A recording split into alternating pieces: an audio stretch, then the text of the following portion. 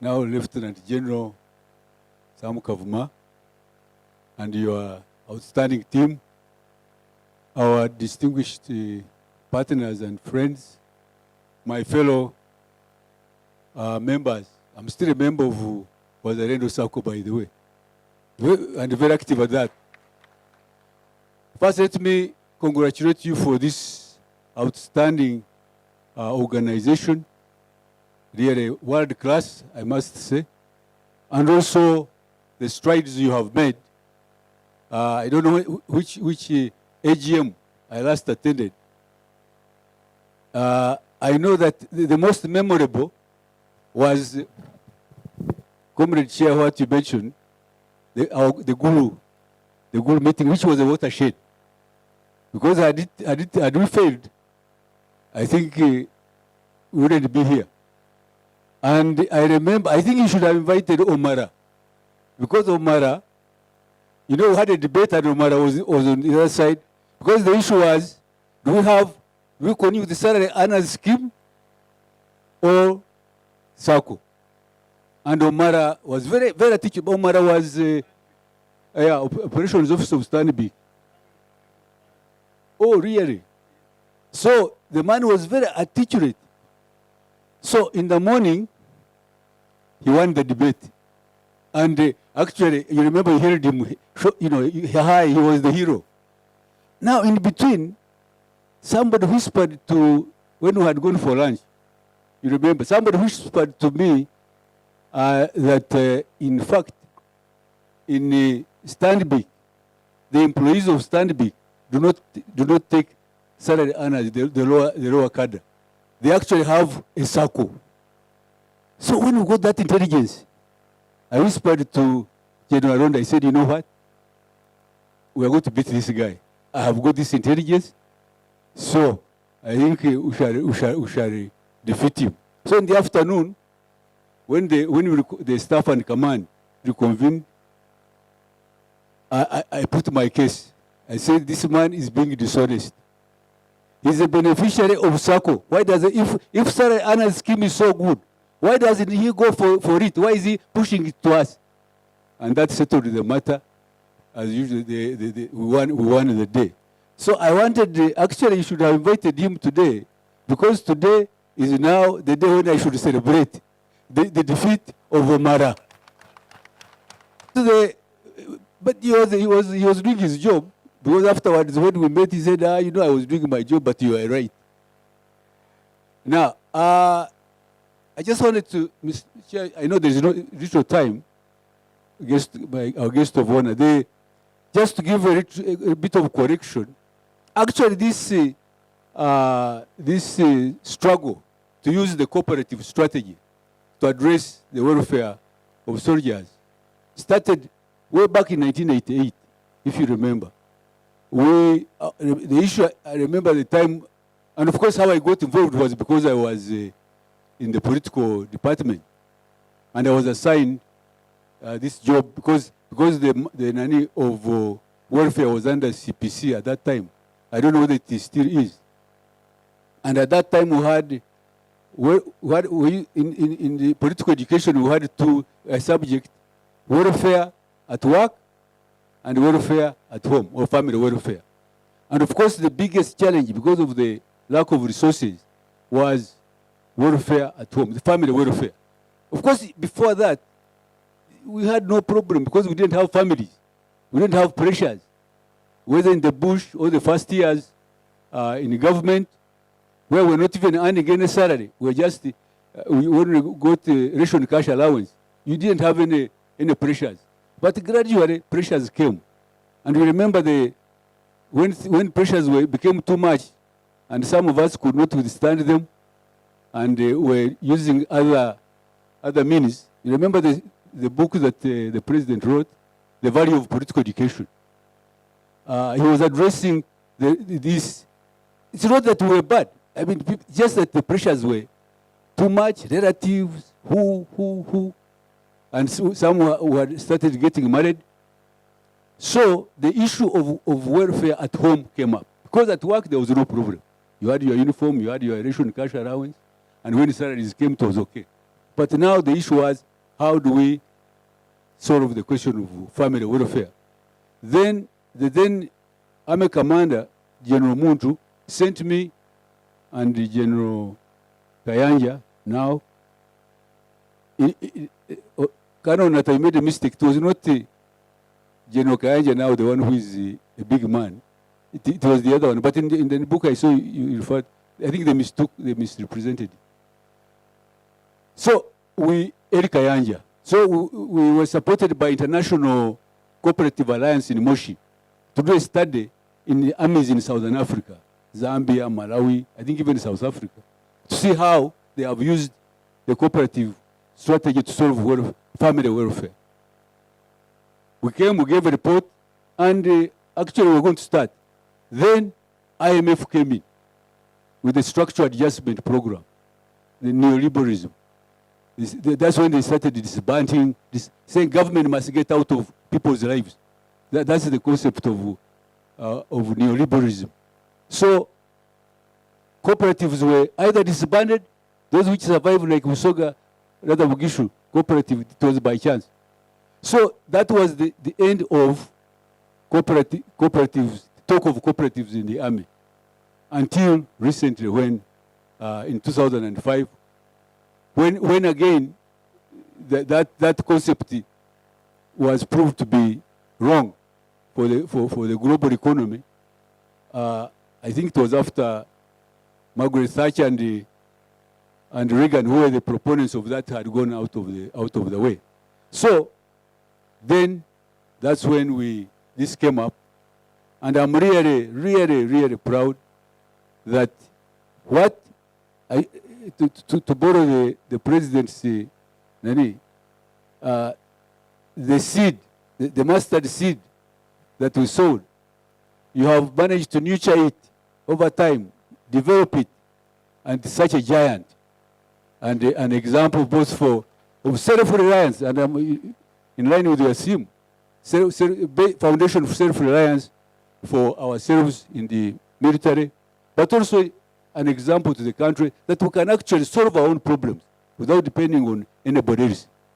So congratulations, and really I'm happy that you remembered me, that I still exist.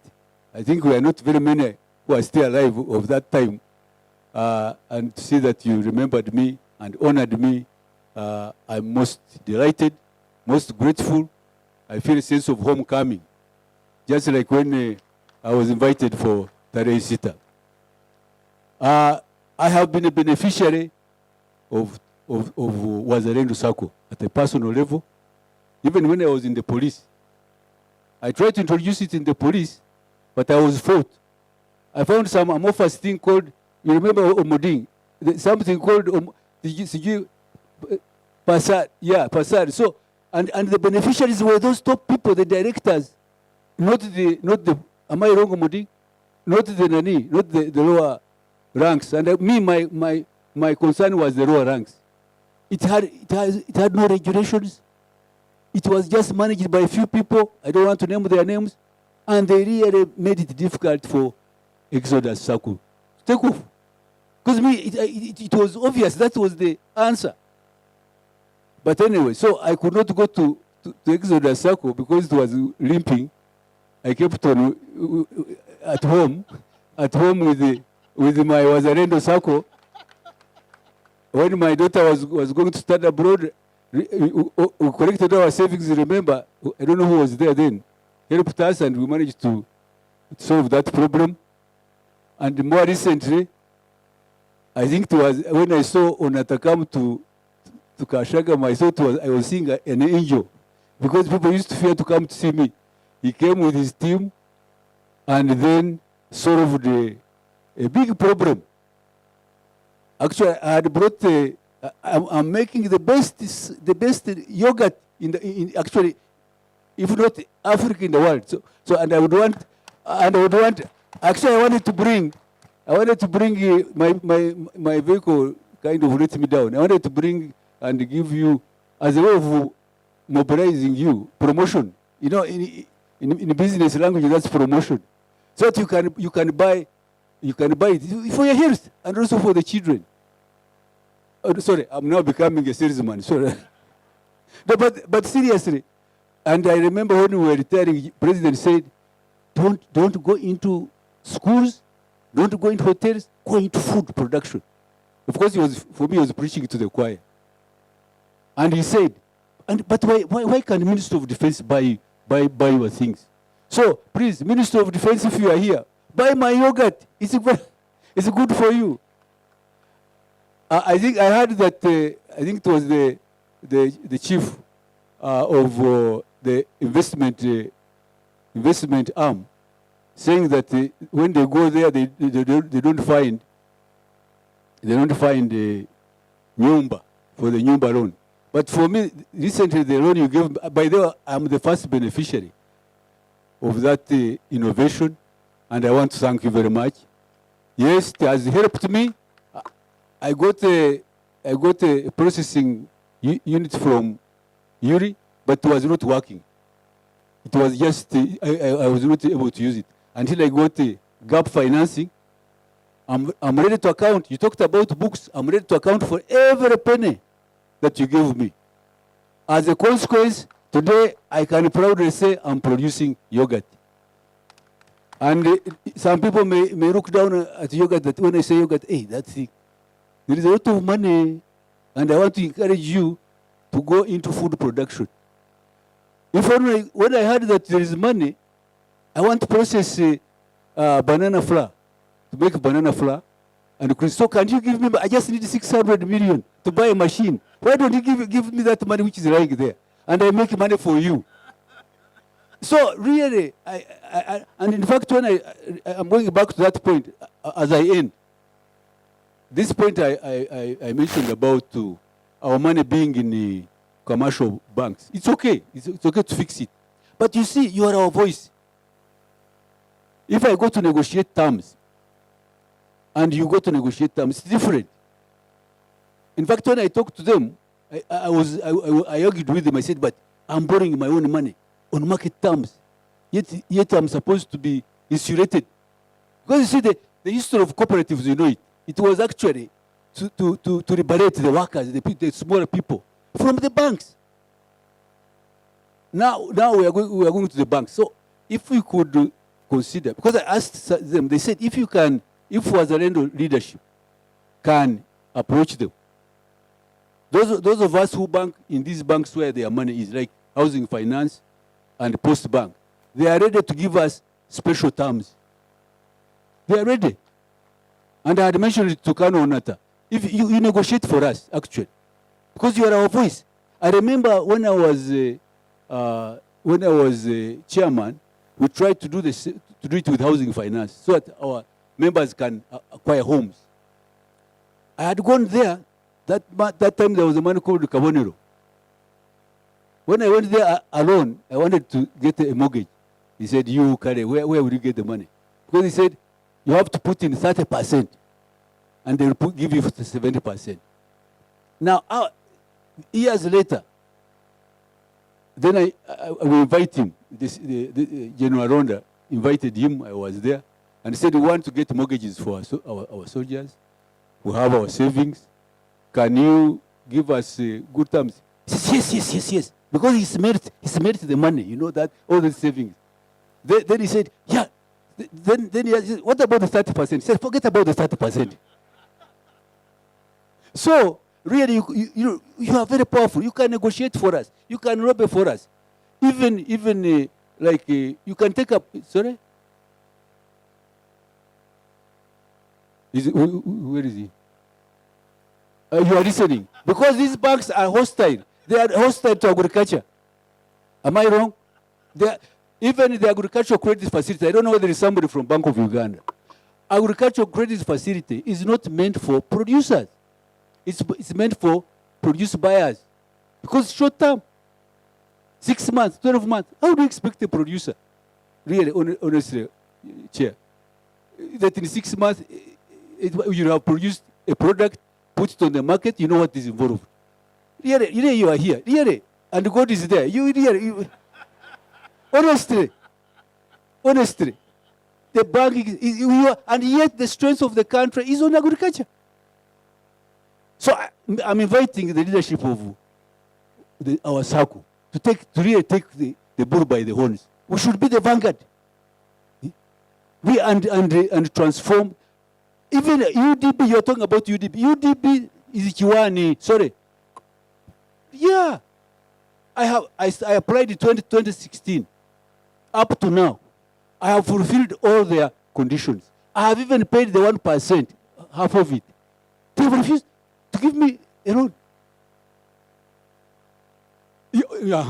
And then they don't even give you a reason. Really. My law is rusty. You are the lawyer. Surely. I have satisfied all the conditions, and you don't give me a loan. What course of action should I take? Honestly, no, there is.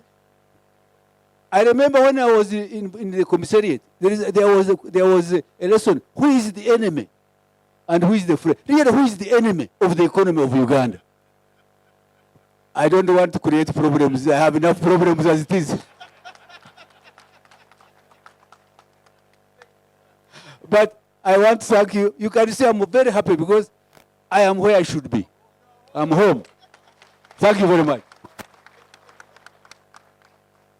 Thank you so much, Afande, for those. You are speaking as an elder, you are speaking as the owner of this animal called Wazalendo Circle.